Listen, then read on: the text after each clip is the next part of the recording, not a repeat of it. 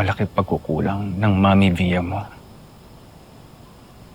Pero sinusubukan ko naman punuan yun eh. Kung ano man yung pagkukulang niya. And I'm really trying my best. Hindi pa ba sapat yun? Yung pagmamahal ko sa'yo at pag-aalaga ko sa'yo, Bel?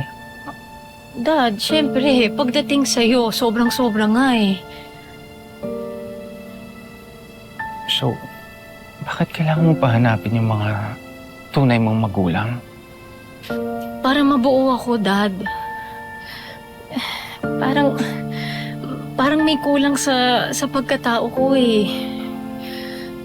At ramdam ko yun kapag pinaparamdam sa akin yun ni Mommy na hindi talaga ako galing sa kanya. Baka sakaling pag nahanap ko na yung missing piece sa buhay ko, baka matutunan kong mahalin at tanggapin yung sitwasyon ko.